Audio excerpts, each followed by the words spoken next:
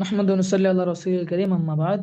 রহমানির রহিম। সম্মানিত শ্রোতা মণ্ডলী, আলহামদুলিল্লাহ আজ আমাদের সিয়ার রামাদান প্ল্যান কর্তৃক যাকাতের দ্বিতীয় নম্বর ক্লাস।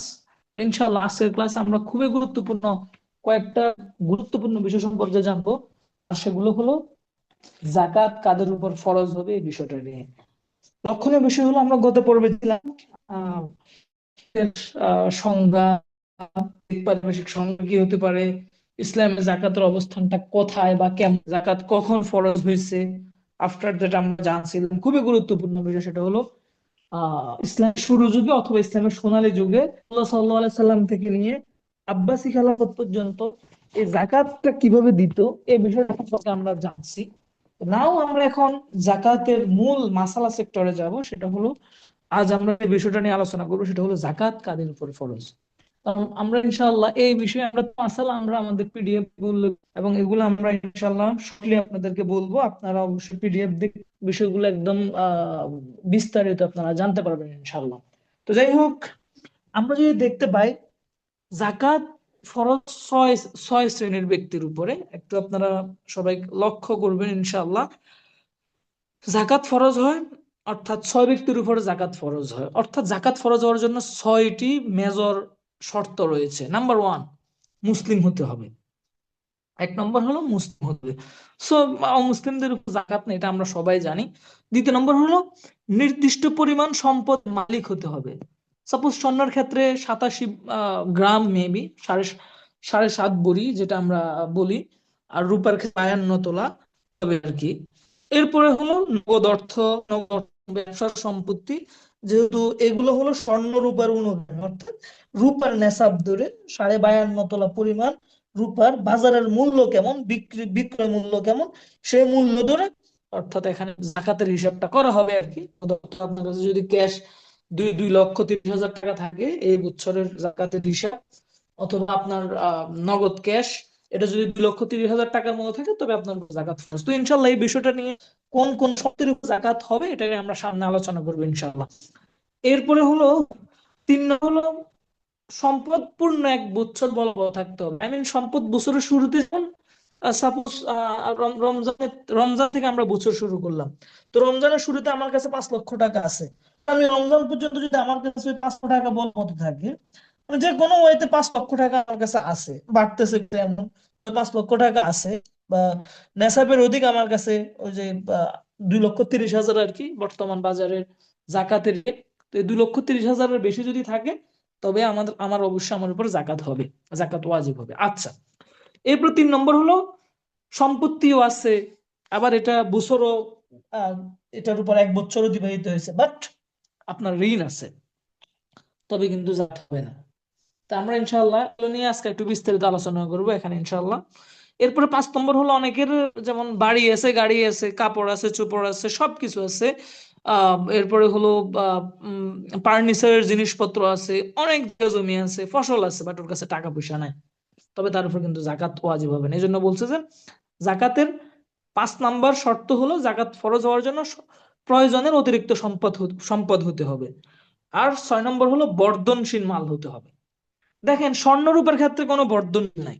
স্বর্ণরূপা থাকলে আপনার জাকাত ওয়াজিব, আপনার কাছে টাকা থাকলে জাকাত ওয়াজিব, বাড়ুক বা না বাড়ুক। বিকজ কেন? কারণ এগুলো এমন একটা জিনিস যেগুলো বাড়ে। আপনি যদি অর্থাৎ টাকা পয়সা স্বর্ণ এগুলাকে বাড়াইতে চান, তবে এগুলা বাড়বে। ব্যবসার সম্পদ পণ্য বাড়াইতে চাইলে বাড়বে, কিন্তু একটা বিল্ডিং কি কি আপনি মানে এটাকে এরকম করতে পারবেন? এটা তো বাড়ে না। সো বর্ধনশীল সম্পদ হতে হবে। বর্ধনশীল সম্পদ না হলে জাকাত ওয়াজিব হবে না। তো বর্ধনশীল সম্পদ কি, সেগুলো নিয়ে আমরা বিস্তারিত আলোচনা করবো ইনশাল্লাহ।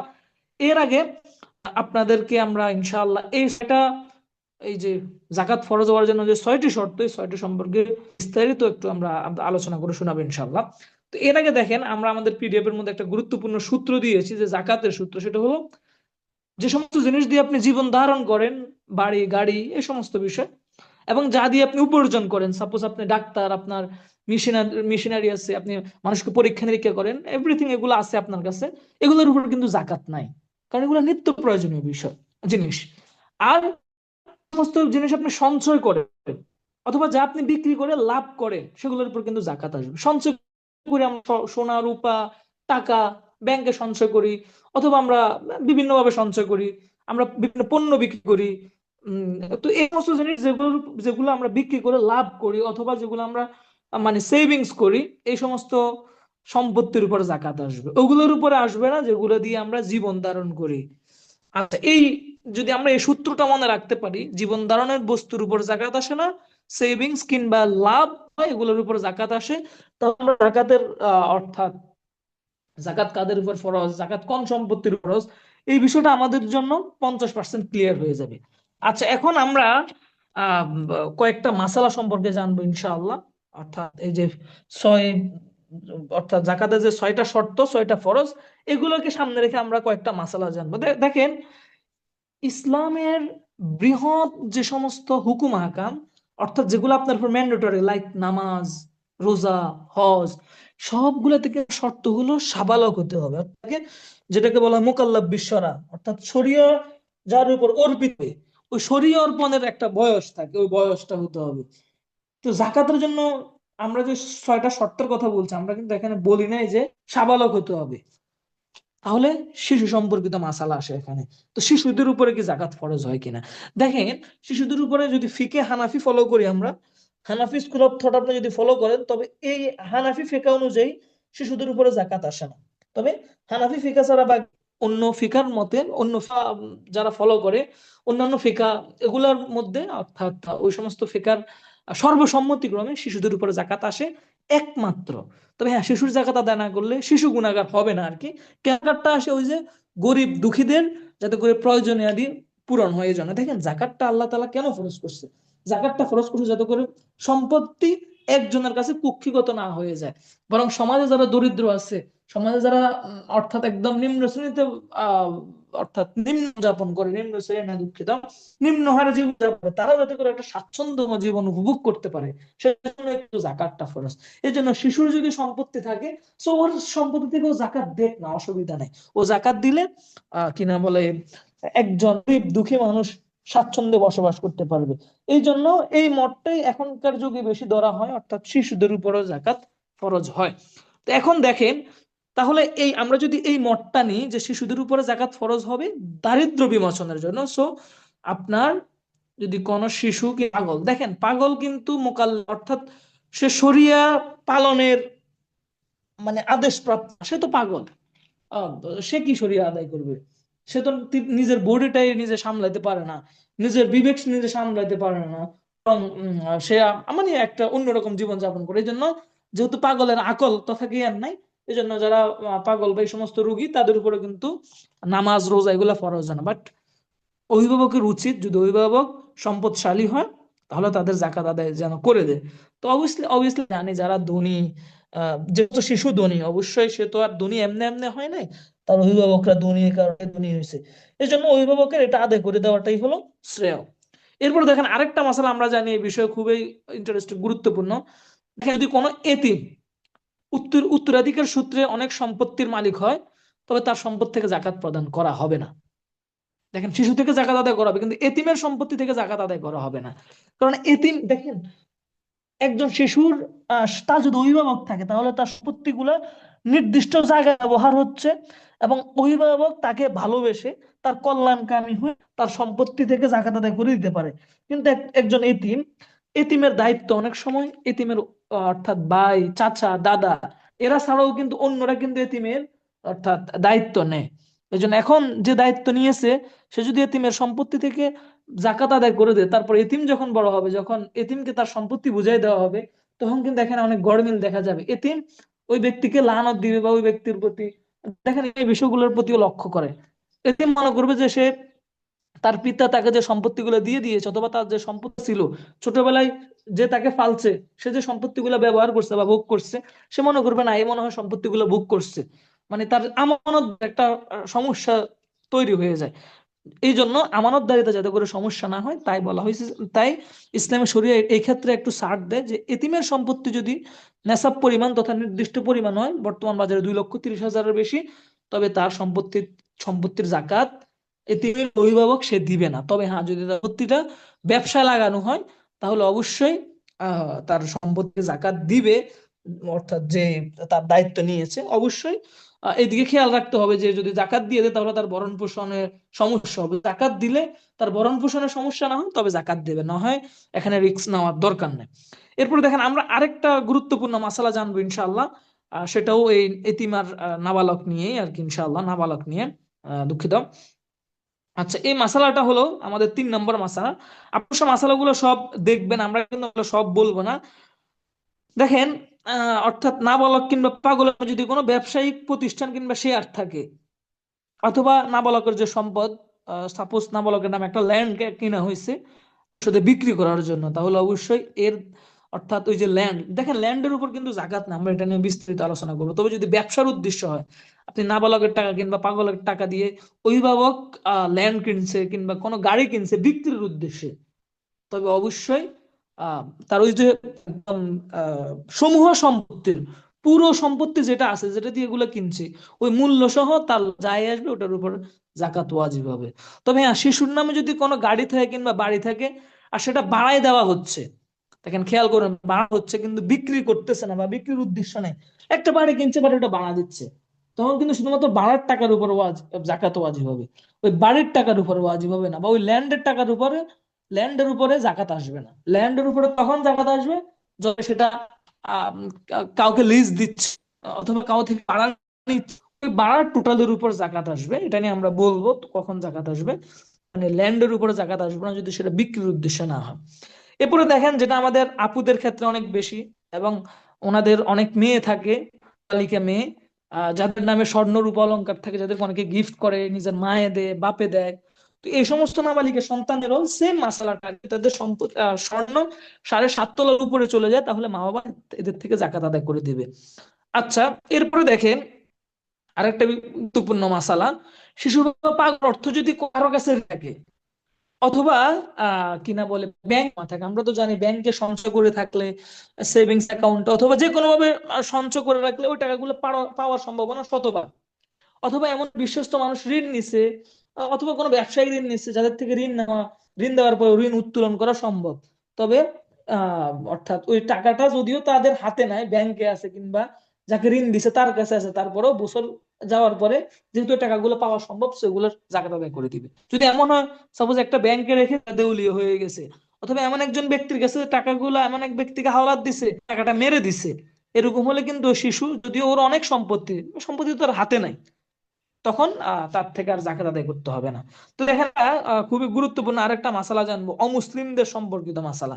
যেহেতু আপনাদেরকে একটু আগে আমরা বলেছিলাম যে জাকাত আদায় করতে হলে অবশ্যই মুসলিম হতে হবে। এখন দেখেন, একজন ব্যক্তি আগ থেকেই ধনী কিন্তু সে অমুসলিম। এখন সে সাপোজ ধরেন জাতিতে মুসলিম ছিল কিন্তু সে আগস্ট ধর্ম গ্রহণ করছে, এখন সে জাকাত দিবে? সে কি ডিসেম্বরে জাকাত দিয়ে দিবে? না, বরং সে হচ্ছে আগস্টের হিসাবে ধরবে। সে যেহেতু আগস্ট ইসলাম ধর্ম গ্রহণ করছে, সো আবার আগে 2026 সালের যে আগস্ট, 2027 সালের আগস্ট আসে, তার উপর জাকাত ওয়াজিব হবে 1 বছরের পূর্তি উপলক্ষে। এরপরে দেখেন আরেকটা বিষয়, যদি কোনো মুসলিম ইসলাম ধর্ম ত্যাগ করে, তাহলে কি তার জাকাত হবে? যেহেতু 1 বছর অতিবাহিত হয়ে গেছে, তার উপর জাকাত ছিল। দেখেন, যে ইসলাম ধর্ম ত্যাগ করছে সে তো ইসলামের গণ্ডির ভিতরে নেই, সে, ইসলামটাই তো মূল। যার মাথা নাই তার কি দেহের কোনো দাম আছে? দেহের কোনো নাই। সো যে ইসলাম থেকে হয়ে গেছে জাকাত আর কি, সে তো মুসলিম নেই, সো তার উপর জাকাত আর আসবে না। এরপরে আসেন, কথার কথা, সাপোজ আমি আপনি, অথবা আপনি একজন ব্যক্তির সাথে শেয়ারে আছেন, আপনি টাকার ভিত্তিতে তার সাথে শরিক অংশীদার আছেন একটা ব্যবসায়, কিন্তু আপনি হলেন মুসলিম অবভিয়াসলি, আর আপনার যে অংশীদার সে হলো অমুসলিম।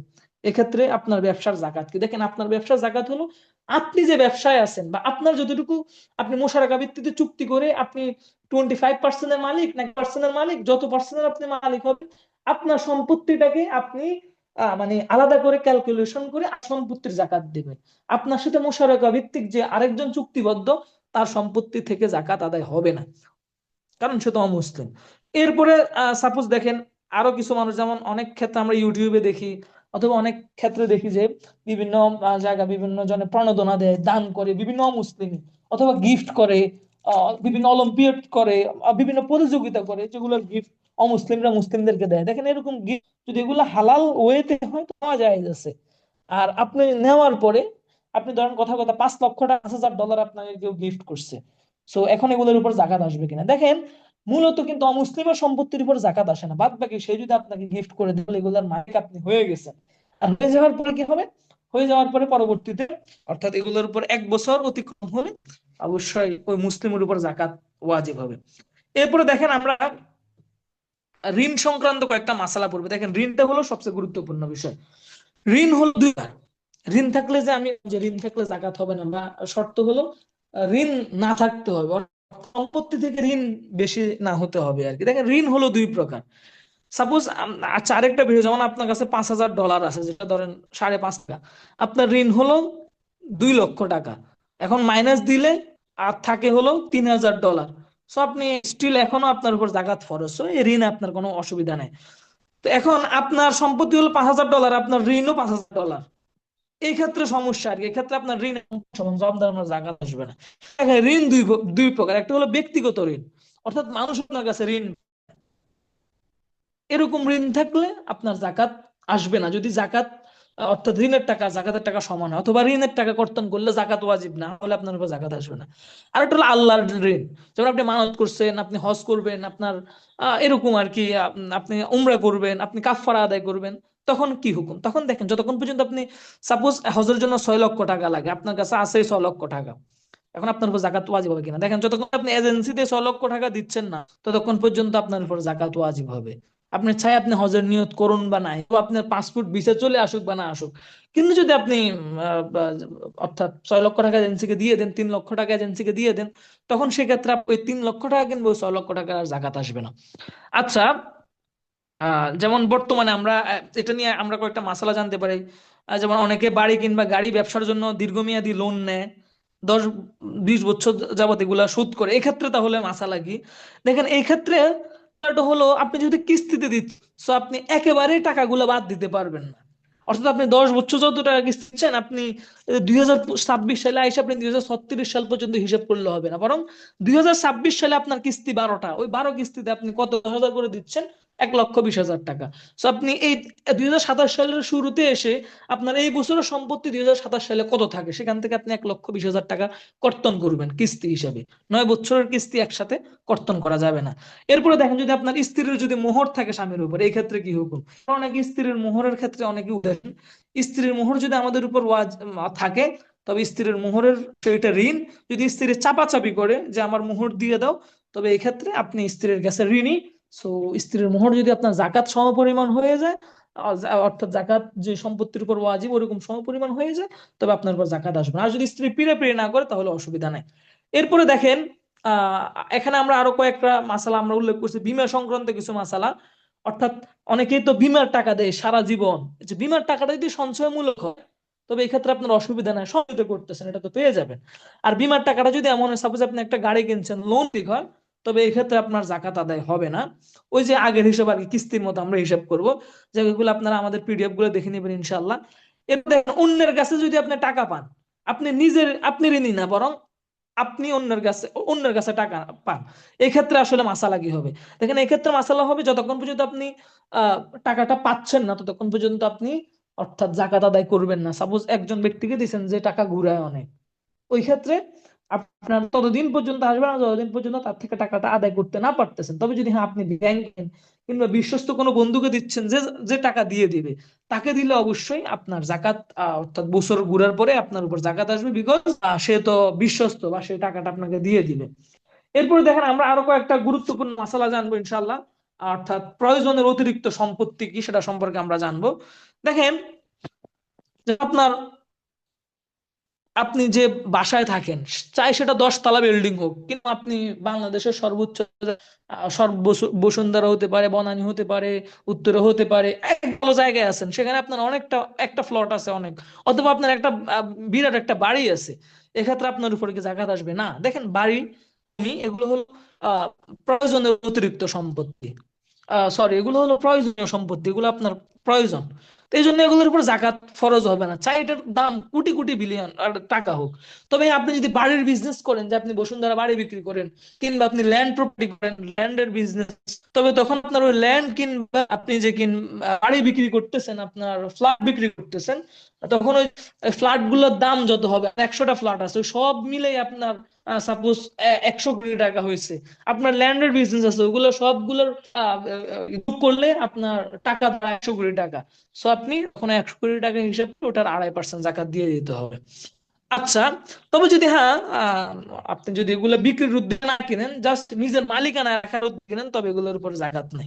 এরপর যানবাহনের উপরে জাকাত না, যেহেতু যানবাহন এটা নিত্য প্রয়োজনীয়, আমরা এগুলাতে কিনা বলে নিজের প্রয়োজনে ব্যবহার করে, মোটর সাইকেল, মাইক্রো, সেগুলোর উপর জাকাত আসবে না। ওই যে বিক্রির উদ্দেশ্যে, ব্যবসার উদ্দেশ্যে হয়, যেমন ইলন মাস্ক টেসলার কোম্পানির মালিক, সে টেসলাই শুধু গাড়ি নিজে ব্যবহার করার জন্য না, বিজনেসের জন্য। তো এরকম যদি কোনো মুসলিমের যদি এরকম থাকে, তবে তার উপর জাকাত আসবে। আর যেমন অনেকেই দেখেন গাড়ি কিনে ভাড়া দেওয়ার জন্য, গাড়িটা কিনে না কিন্তু কিসের জন্য না, অর্থাৎ বিক্রির জন্য না, ওই সমস্ত ব্যক্তির ভাড়ার উপরে জাকাত আসবে, কিন্তু গাড়ির টোটাল গাড়ির প্রাইস আসবে না। এরপরে অর্থাৎ পেশাগত সরঞ্জাম, যন্ত্রপাতি, এই নিত্য প্রয়োজনীয় বিষয়, যেমন ডাক্তার অথবা প্রকৌশলী পেশাজীবী ব্যক্তিদের জন্য তাদের যে যন্ত্রপাতি, যেমন ডাক্তারের চেম্বারের যন্ত্র, লেখকের জন্য কম্পিউটার, বইপত্র, এগুলো যত টাকারে হোক, লক্ষ টাকার হোক, ওগুলোর উপর জাকাত নাই।